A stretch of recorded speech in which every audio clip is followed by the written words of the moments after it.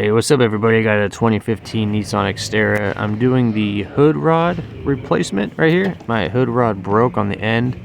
Putting a new one in. So for all three of you that want to know how to do this, here's my part number. This is from Nissan.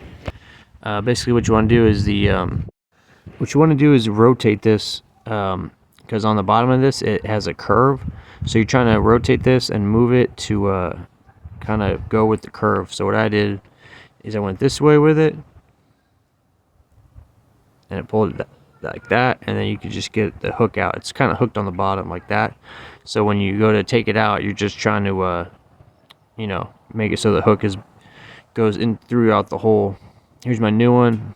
Looks exactly the same except for it has the stopper part on top, and when you put this in, you just want to put it in and just do what you got to do to make the hook go in easy.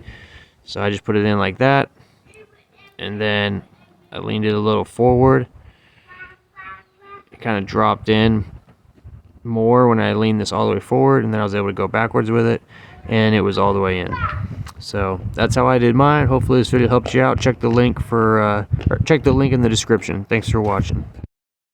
This new soap I've been using by a new company called Quantum Soap. It's a men's soap company. They make multiple different bars of soap with their own ingredients and fragrance. They even have a dark matter bar, which is more grittier. If you're a mechanic, you have a lot of dirt and oil in your skin a lot, you can reach them at quantumsoapco.com.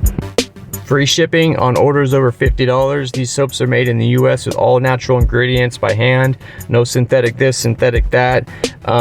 They've been great. They've hooked us up with a GearmoAuto promo code. So if you head over to the website, type in GearmoAuto in the checkout, you'll get 10% off. Again, these guys are on Facebook, Instagram. Check them out. Check the links below. Thanks for watching.